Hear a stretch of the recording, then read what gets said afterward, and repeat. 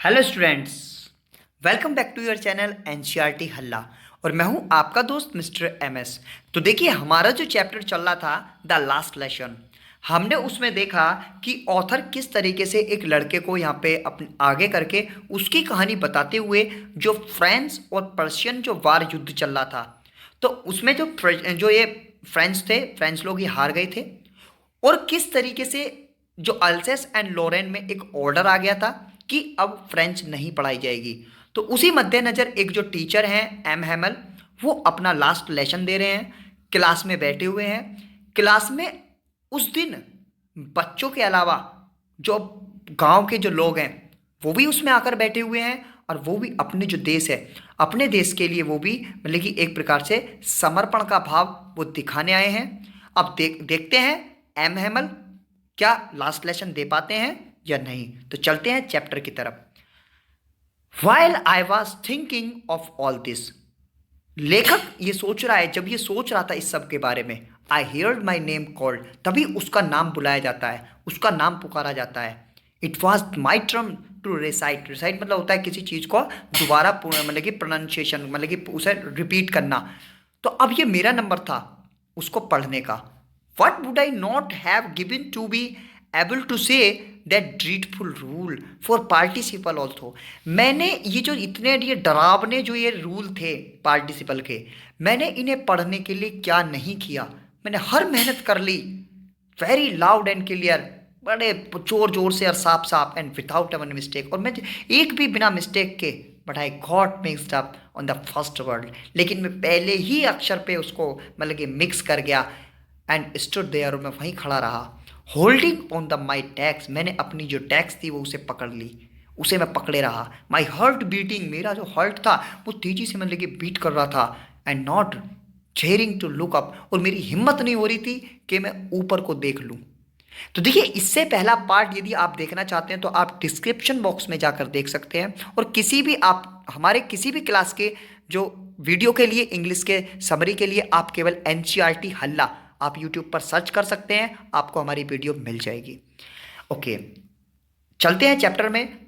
अब जब इसकी ऊपर देखने की हिम्मत नहीं हो रही लेखक की, आई हियर्ड मिस्टर हैमल से टू मी, उसने सुना मिस्टर हैमल उससे कह रहे हैं, I want scold you, I would not scold you, आज मैं तुम्हें डांटूंगा नहीं। लिटिल फ्रेंड, छोटे friend, you must feel bad enough, तुम्हें जो ना बुरा लगना भी चाहिए। सी हाउ इट इज, ये कैसे है। Every day we have said to our self, रोजाना हम अपने आप को कहते हैं, वाह I have plenty of time, हमारे पास तो बहुत समय है। I will learn it tomorrow, हम कल पढ़ लेंगे। देखिए, सभी के साथ होता है, एमएमएल इसके साथ ही नहीं है, फ्रेंच के साथ ही, सभी के साथ होता है। हम लोग सोचते हैं कि हमारे पास काफ़ी समय है और हम कल को पढ़ लेंगे, लेकिन हमें ऐसा नहीं करना चाहिए। हमें अपना काम रोजाना का रोजाना करना चाहिए। हमारे जो टीचर थे एक, वो हमें एक उन्होंने रूल दिया था, DKKD, डेली का काम डेली। तो मैं चाहूंगा कि आप भी उस रूल को अपनाएं, कभी आप जिंदगी में मार नहीं खाएंगे। तो अब ये क्या है, एम एमएल अपने बारे में मतलब कि उसको डांट रहे हैं, उसको बता रहे हैं। And now you see where we have come out, अब तुम देख सकते हो हम कहाँ आ गए हैं। That's a great travel with the अल्सेस, और ये जो ना, ये तुम्हारी समस्या नहीं, पूरे अल्सेस की समस्या है, पूरे इस जिले की समस्या है। She puts off learning till tomorrow, जो कल के लिए छोड़ देते हैं हर चीज को। Now those fellows out there will have the right to say to you, अब ये जो लोग हैं ना, अब इनके पास अधिकार हो गया है भाई, क्योंकि अब फ्रांस, भाई अब फ्रांस का अधिकार नहीं रहा है अल्सेस और लोरेन पर, तो किसका रह गया है, जर्मनी का, प्रुशियन का रह गया है। अब एम हेमल कह रहे हैं अब जो ना इन लोगों का अधिकार हो गया है। हाउ इट इज, कैसे, you you pretend to be Frenchman, कैसे तुम अपने आप को फ्रेंचमैन कह सकते हो। And yet you can neither speak or nor write your own language, जब तुम ना तो अपनी भाषा बोल सकते हो ना ही तुम लिख सकते हो। भाई सीधी सी बात है, मैं अपने आप को इंडियन कहूँ और मुझको हिंदी लिखनी और ना ही बोलनी आए, तो मैं कैसे अपने आप को इंडियन कह सकता हूँ। ठीक है, okay, but you are not the words, लेकिन तुम्हें इतने घबराने की जरूरत नहीं है। पुअर लिटिल फ्रेंड, प्यारे little friend, we have all a great deal to reproach our self with, हम सब भी इसमें कहीं ना कहीं जिम्मेदार हैं। Your parents were not anxious enough to have you learn. तुम्हारे जो पेरेंट्स हैं ना, जो माँ बाप हैं, वो भी ज़्यादा इच्छा नहीं रखते थे तुम्हें पढ़ाने में। They preferred to put you work on a farm or at the mills. और वो भी जो ना, वो जो काम करवाने के इच्छुक रहते थे, वो तुम्हें काम को ज़्यादा तवज्जो देते थे 100 मील में करवाने के, पढ़ाई के अलावा। So as we have little more money, जिससे उन्हें थोड़े और ज़्यादा पैसे मिल जाएं। एंड आई, और मैं भी, I have been to blame also, मैं भी अपने आप को, मैं इस चीज़ के लिए अपने आप को ब्लेम करूंगा, मैं भी अपने आप को उत्तरदायी ठहराऊंगा इसके लिए। Have I not often sent you to water my flowers instead of learning your lesson. क्या मैंने कभी तुम्हें अपने पेड़ों में पानी लगाने को नहीं भेजा था जब तुम्हारे लेसन सीखने का समय था, या तुम्हें लेसन सीखने की वजह? And when I wanted to go fishing, और जब मैं कभी मछली के लिए पकड़ने को जाता था, तो did I not just give U A holiday, मैं तुम्हें छुट्टी नहीं दे देता था? तो देखिए आप अपने टीचर पद के लिए ये कितने कर्तव्यवान हैं, कितने कर्तव्यनिष्ठ हैं, जो अपनी गलती, जो एम हैमल हैं, उनको भी पता है कि क्या की हैं।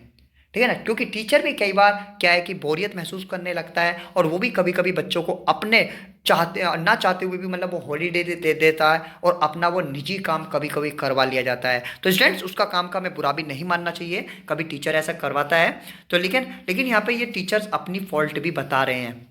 Then from one thing to another, अब एक जो चीज़ है, एक से और दूसरे तक, M M L went on to talk of the French language. वो मतलब कि जो एम एम एल है, वो मतलब कि फ्रेंच जो लैंग्वेज है उसके बारे में बताते रहे।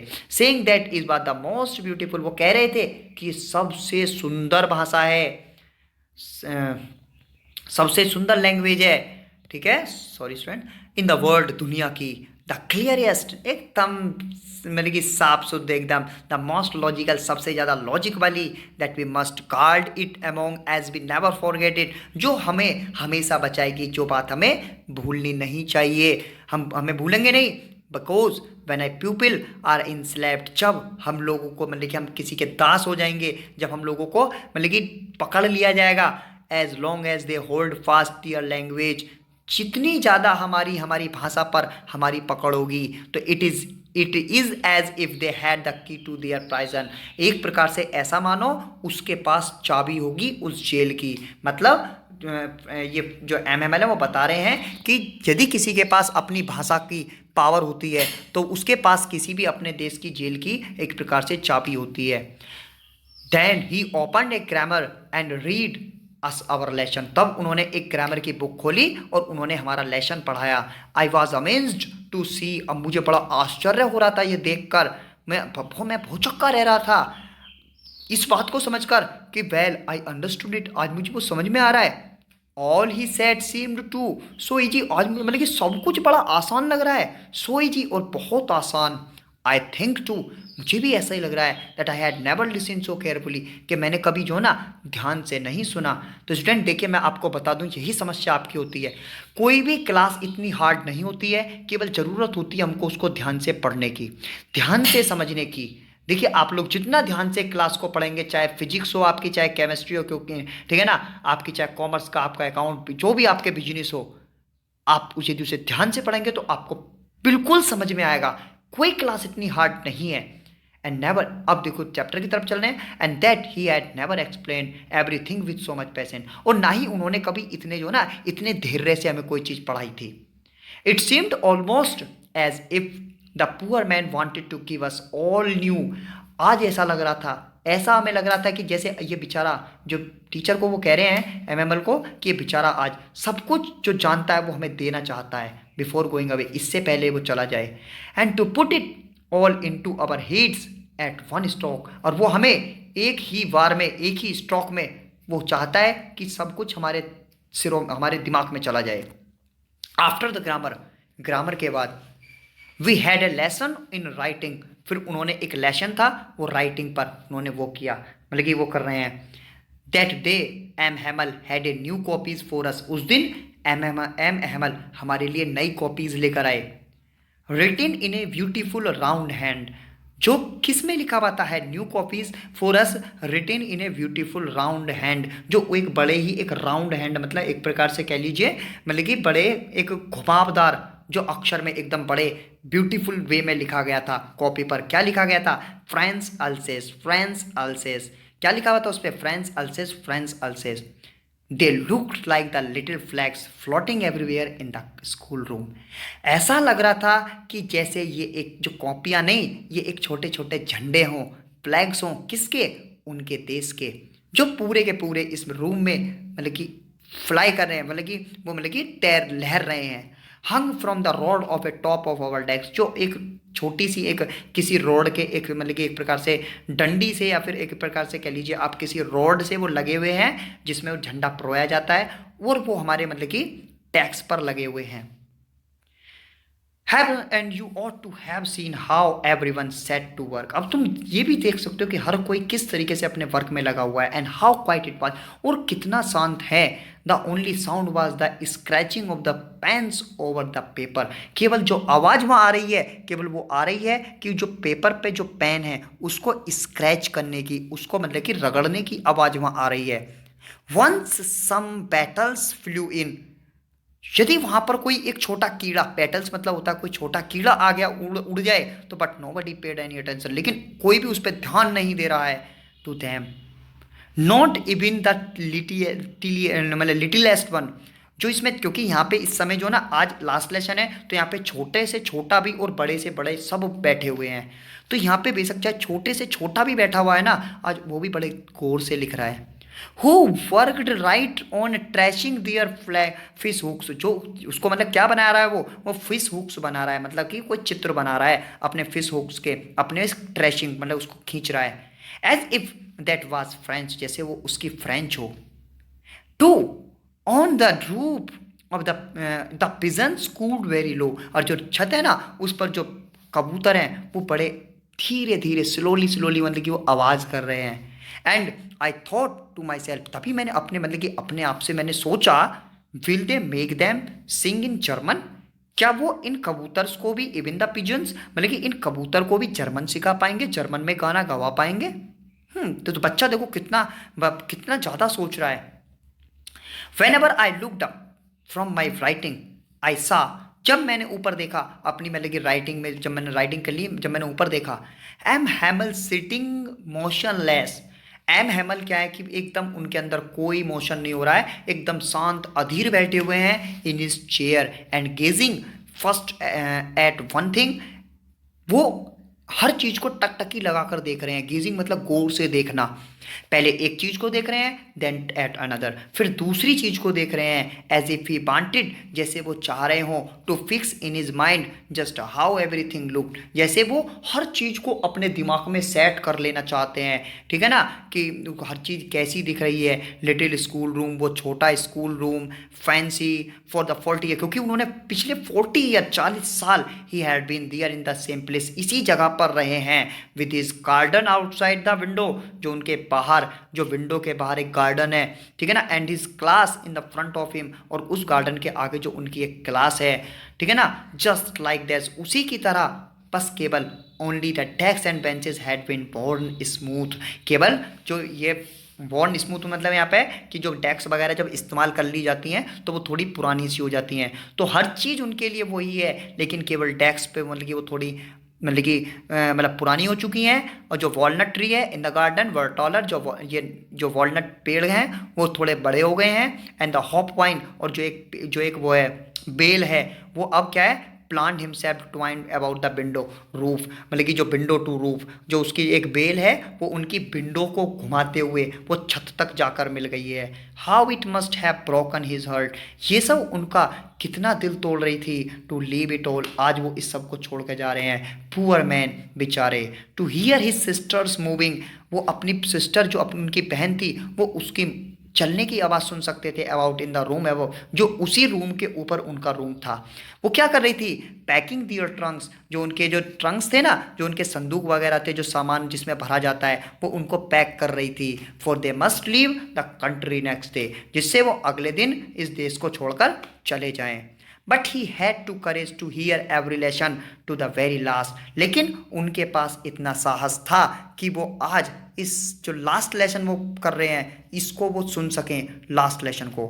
आफ्टर द राइटिंग लिखने के बाद we had a lesson in history, हमने हिस्ट्री में भी एक लेसन पढ़ा।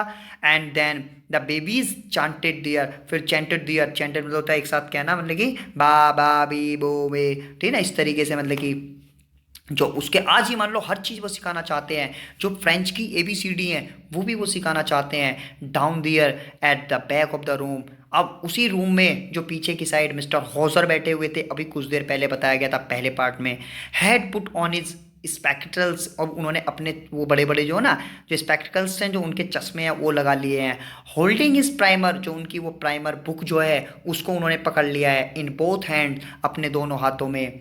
Spell the letters with them, वो भी उनके साथ अपने लेटर्स पढ़ रहे हैं, बा बा बी बू बू ये वाले।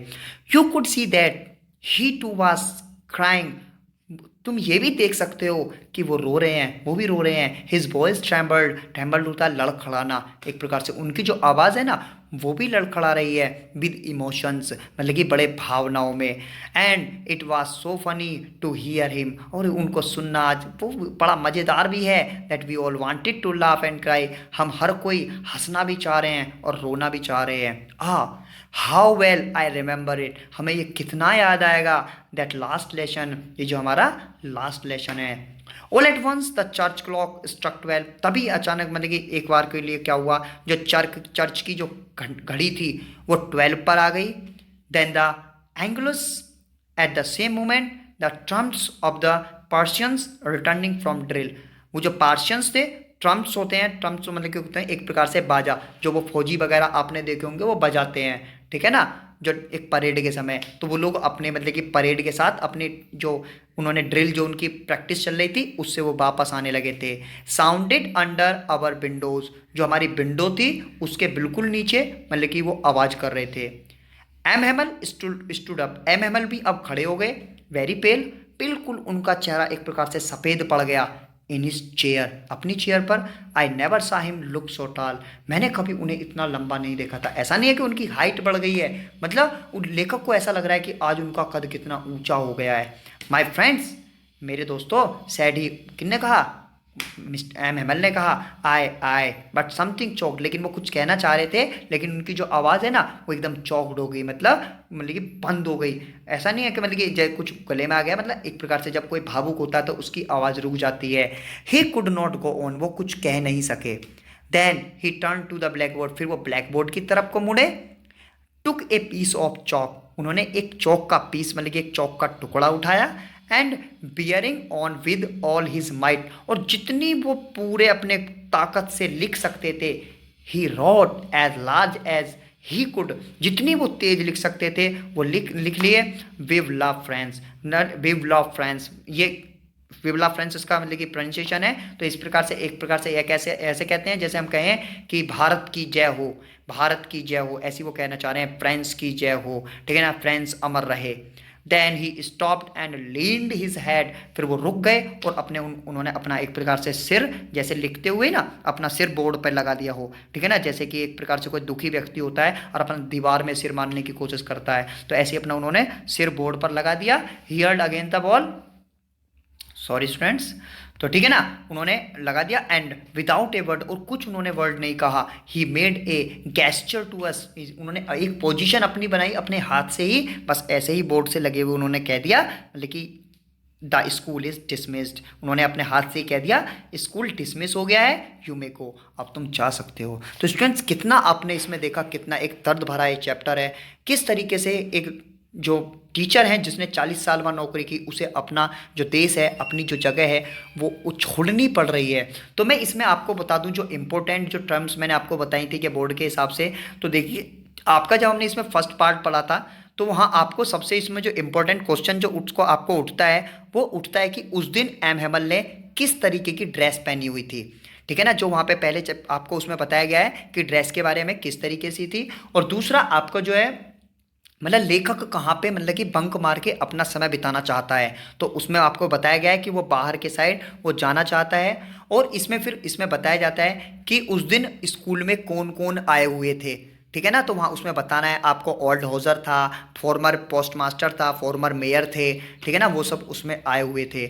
और बाकी इसमें ये भी पूछा जाता है कि भाई उन्होंने अपना लास्ट लेसन किस तरीके से एक्सप्लेन किया, ठीक है ना। और उस दिन लेखक की जो सॉरी ये फ्रेंच जो है उसकी क्या कंडीशन हुई। तो इसमें आप सब कुछ देख सकते हैं और बाकी इसके क्वेश्चन आंसर आप डिस्कस कर सकते हैं। बाकी हम डिस्क्रिप्शन बॉक्स में आपको इसके इंपॉर्टेंट क्वेश्चन कुछ ही समय बाद आपको दे देंगे, ठीक है ना, आप देख लेना।